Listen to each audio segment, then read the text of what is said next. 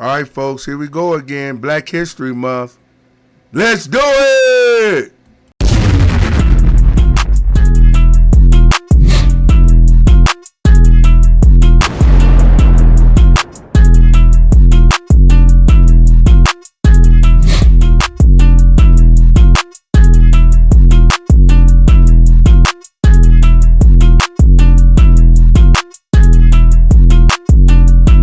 All right, folks, welcome. This is Hard Hat Conversations. My name is Richie. I'm your host. Today is Monday, February the 3rd, 2025. Hope everybody had a good day. We're going to start the show off with Happy Black History Month. I want to dive into that just for a few minutes, folks, because I got a whole month to talk about it. So I'm just going to touch on it just a little bit, folks, today. So let's get into it. Oh, one thing before I dive into the Black History Month thing, I want to, like I said, I'm stationed out here in Cleveland. I'm your host, Richard. Like, subscribe, comment. The Cleveland Browns just had an announcement today that they want to get away. Well, not that they want to do it, but I'm sorry, Myles Garrett asking for a trade. I didn't look up nothing, folks. I'm just like you. It popped up on my phone while I was at work today. I was like, oh, wow, he went out, huh? I think he's 29 years old. I guess he see the organization is not going anywhere, and he have made plenty of money. So I guess before he get too old where he can't get in anymore, I guess he want to try to go to a contender to see if he can win a ring, you know. Cleveland had a couple of chances. They got rid of Baker Mayfield, you know, just like any other losing organization. We're impatient, you know. If you've been going through thousands of quarterbacks and coaches and you get one good season, you want another one, and if you don't make it, you're calling them a bum right away. I guess because we're so hungry and thirsty for something decent that it's just a shame, man, you know. No quarterback is perfect. To me, Baker wasn't the greatest, but he was okay. You know, you surround yourself with an okay quarterback, I think you can win, you know. I think, who's that? Don't forget, Cleveland fans, Baltimore did it. I think when they first left and they won their first Super Bowl, I'm trying to think of the quarterback name. He wasn't, he was just average. Was it Trent Dilfer? I can't remember his name, but if that's his name, he wasn't well known to be a quarterback star. So you can win with an average quarterback, and I think Baker, we would have won with him. He got us close. I think we had a few other players that wanted the limelight. We wanted to blame everything on Baker. Of course, Baker is young. He's the quarterback, and he has the keys to everything. But you know, it takes some growing pains, and I think if we would have just been a little more patient, we probably would have been to the promised land a little quicker than the way we're going right now. So I kind of understand Myles Garrett's time to go because he's getting a little long in the tooth for the defensive end. It's time for him to go. Another quick sports note for my sports fans out there. Luka Doncic and Anthony Davis switched places. Anthony Davis went to Dallas Mavericks. I know you all know that if you follow sports. And Luka Doncic went to the Los Angeles Lakers. I think both teams is a win-win. Excuse me. I know the Dallas got a few extra picks, and what's that guy named Christie? Good defender and stuff, but they got the other guy. Lakers got the other guy back. I can't think of his name. He was injured for a long time. But I think it's a excuse me, folks, I'm sorry. I think it's a win-win situation. All right. I might be doing a little bit of that today. I don't know why. Everybody at my job is sick, so once you get over something, it seems like somebody else get it, and you know how the winter is. The winter is hard on your voice and everything else, so please bear with me, folks. So I'm going to dive into the Black History Month a little bit real quick. Let me go to my notes, folks. You know I got to go to my notes.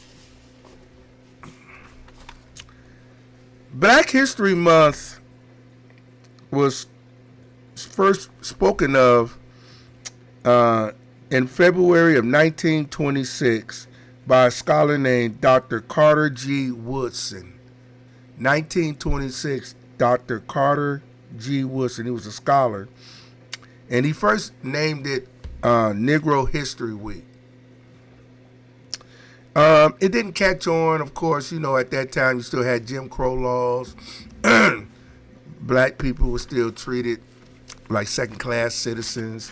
So America wasn't ready for that right at that moment. So a lot of the Black History Month was in-house in black communities and stuff like that.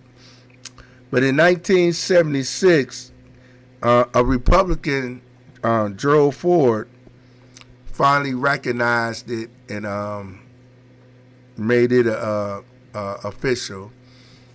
And that was in 1976. Gerald Ford, he the one that took Tricky Dick's place, President Richard Nixon place. So he the one put it in. So it was official, got the stamp of approval.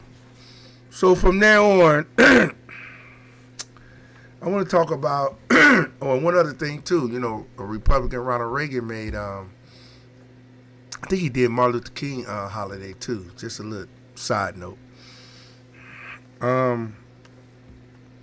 Black History Month. Like I say, I'm just gonna be on here for a few minutes. I've been on this. We got a whole month, folks. Like I said, like, subscribe, comment. Black History Month is a toughie for me as a black man and for some other black folks that I talk to, because we're not gonna complain that it's in February. It's in the cold months. Well, we're used to that.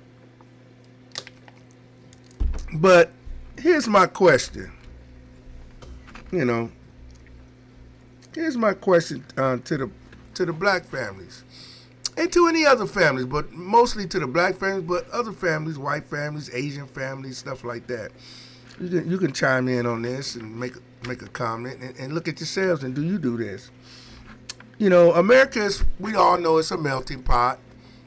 It's full of diversity people and stuff like that, right? So my question is, my other note said, I wrote it down somewhere, folks. I apologize. Here's my question. Do black homes talk about Black History Month? Because if they did, would a lot of the black homes be more stable?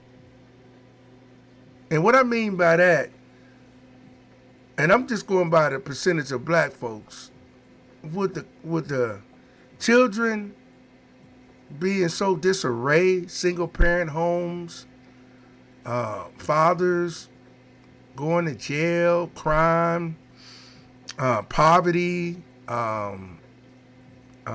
lack of resources, helping one another, I'm not saying all of them do it, but a lot of them do it. And that's why I think our neighborhoods are messed up a little bit like that. So that's why I'm saying, hear me out, folks. Like, subscribe, and comment. The reason I'm saying this is, do we? I'm not talking about Asian, whites, Puerto Ricans, Filipinos, no other races. And I hate to use race because I think we're just a human race, but like I always say on my podcast, this is the construct that we're forced to be in, so I have to use it. So bear with me with that. I wish I could just say the human race. Wouldn't that be beautiful, folks? I think there's three things, and this is hard hat conversation opinion. There's no right or wrong. It's just a discussion. Because remember, I said this show is about hard truths, hard facts, and we want to do solutions. So in order to get to the solutions, it's got to be painful. It's going to be uplifting. And hopefully after all that debating and understanding, that we can come to a solution and solve some of these problems. Right? I hope so. Here's the three things. Three things, folks. Number one, I think Religion was important. Religion was important. Education is important. Education is important. And the last one I think to start off with is love. I know some of you are going to laugh. Some of you like, what is he talking about? But I want you to sit back and just marinate on that for a minute. Religion, whether you like religion or not. Education. And love. Do you know that got us through all that hardship that America put us through? Even though we was trying to join with America, economical wise, we tried to mail in, what's that word I'm trying to think of I can't use? We tried to fit in, but they still kept pushing us out in those times. Like in 1926 when Dr. Carter G. Woodson started the Negro History Week. Can you imagine him trying to go to people and start that and the feedback he got from that? The name calling, even from his, and he was a scholar, so even from his own fellow scholars, they probably was calling him all kind of names. That'll never work. That's stupid. We don't need that. So my question again is Black homes, and like I said, all you other races can sit back and ask yourself that question as you was growing up and what you're doing today. Because black people is not going anywhere. We're here. White people ain't going nowhere. They're here. Asian people ain't going nowhere. They're here. Mexican people ain't going nowhere. They're here. So we got all these different races here. So isn't behoove us to understand their culture and to have some respect for some of the things that they do, as long as it doesn't interfere with what you do and hurt society at all? When we go out to restaurants, we like to eat something different every time we go, most of the time, don't we, folks? Wouldn't the world be very bland if we didn't have these different cultures with different ideas, different foods? Wouldn't it be a dull world? I think for the most part, we really do enjoy some of the things that each different race bring to the table. Like I said, I had to use race. I wish I could just say human race. But what culture? Okay. So I hope you understand what I'm saying. Like I said, please like, subscribe, comment. But let me get back to Black history on the Black family, because this is your month, supposedly. It could be but we all know it's just metaphor. It can be any day, anything. But let's just ride with me. Let's just use this, okay? Let's just treat it like we treat Christmas and the 4th of July. Let's not get too overboard with it, okay, folks? Let's run with it. You know what I'm saying? Let's just run with it. Let's have some fun with it. So why are we worried about what other races think about Black History Month? We're more focused, to me, we're more focused on what other races are saying about Black History Month, excuse me, folks, than we are. As I said before, it not just us, but other folks as well. Other races do it as well with their culture. As a human race, we always focus on what a lot of other people think. And to a degree, on some stuff, that's fine. But when it comes to this stuff like this, we should be the vanguard of this. We should be honoring this. We should be enjoying this. And to me, I don't think we are. Because if we look back in Black history, all we want to do is talk about the slavery part, the Jim Crow part, which is nothing wrong to talk about. That's all entwined together. But we never talk about what kept us as a family. What kept us from doing right and wrong. What I mean is, what bonded us? Where our neighborhoods was clean, where we respected each other. We always had little bits of crime. You always going to have crime and trouble, but it was on a small scale. What happened? We're so busy. Well, you need to, what my guy at? You need to listen to Black History Month and you need to pay attention to it. Okay. What about you? Are you paying attention enough? Is you letting your kids run out there causing trouble? Are your kids doing their homework? Are your kids showing love? Do your kids believe in anything, a deity or anything, God or anything? That's why I said religion, education, and love kept us going through those dark days. A lot of us don't want to admit that. We think, oh, we just picked ourselves up. We fought all these battles and we made them do what we want to do. No. We didn't have the weapons. We didn't have the manpower. But you know what we had, folks, as black people? Religion, whether you like it or not. Love and education. Those was the three weapons that kept us going from getting wiped out. And that's what we should be using today to keep going, to build, to do better. If you disagree with me, that's fine. You got another solution? Like I said, Light Scribe comment. So I wanted to share that with you. And another thing on the Black History, as I look at my notes, folks, I'm going to name a couple of people that some of you may know, some of you won't, some of you like, some of you don't. That's the way the world turns, right? Thomas Sowell. I don't know much about him. I've been reading a little bit about him and saw a few videos. Thomas Sowell. Black folks, look him up. After you look at, you can look up Beyonce winning a Grammy. You can watch all the sports and all the rappers. Like I said, entertainment is fine to a point. But it's entertainment, folks. It's not life. It's fantasy. It's not life. Look up some of the teachings of Thomas Sowell. And let's give credit to Clarence Thomas to a certain extent. Come on. The man had to go through some stuff.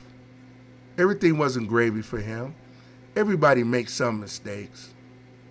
Why can't we, even though we disagree with some of his philosophy, why can't we be proud that he's up there? That he's been on Supreme Court all these years? I'm quite sure he got some intelligent things to say, some intelligent experience as a black person. I'm quite sure he got laughed at, said he wasn't educated enough to be on the post. Just like we are at our job sometimes, or where we are in our life, they look at our skin color at first. Not all, but some. It's in the history. It happens. So give the man some credit. Thomas Sowell, and look him up in his writings and his teachings and videos. And Clarence Thomas, let's get him some kudos. Even though he made a few mistakes, that's fine. Go to another thing, folks, real quick. I got to mention Donald Trump. Y'all love Donald Trump, right?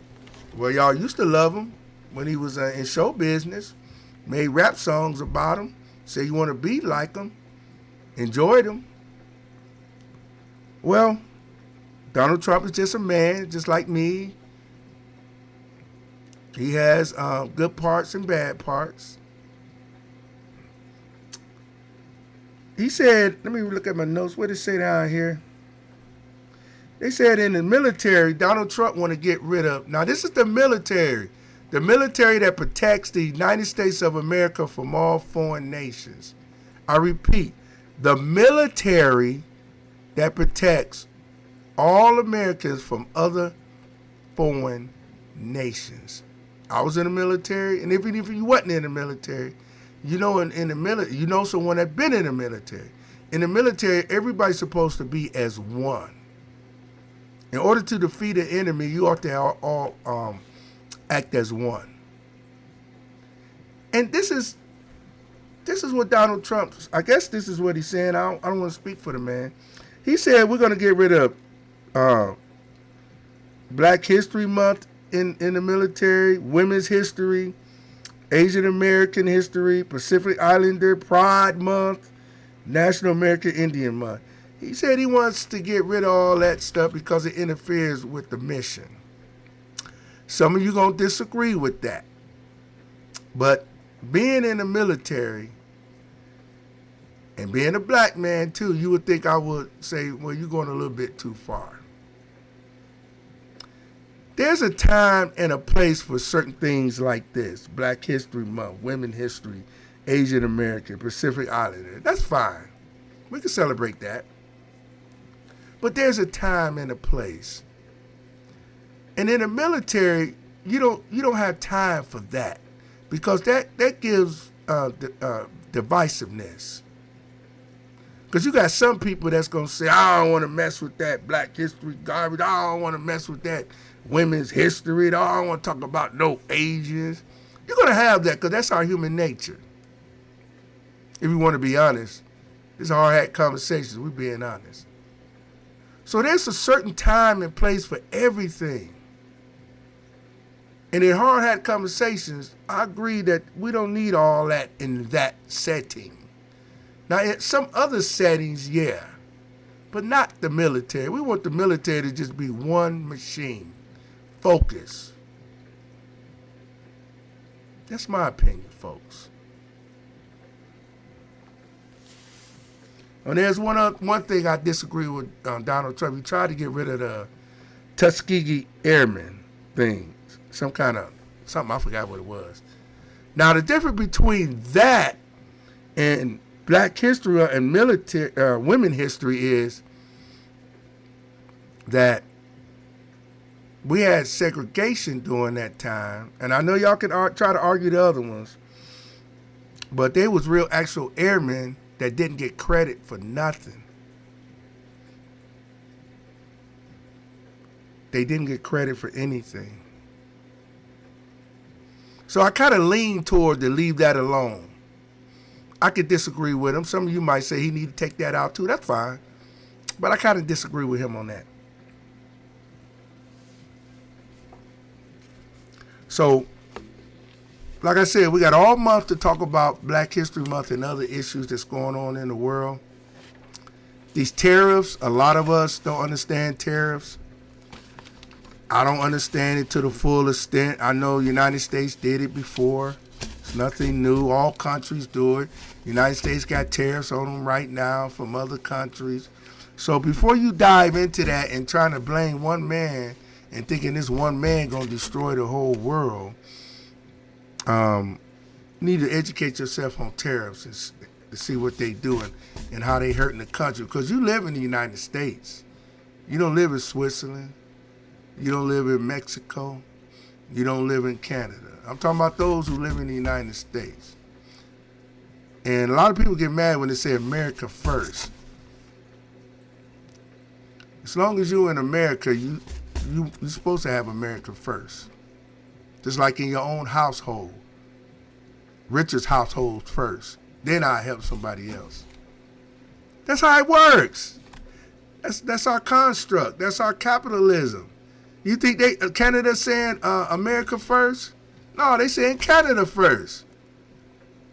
They saying Mexico first. There's nothing wrong with that. That's how it works. And whoever got the most usually win, right? Whoever got the most talent usually win.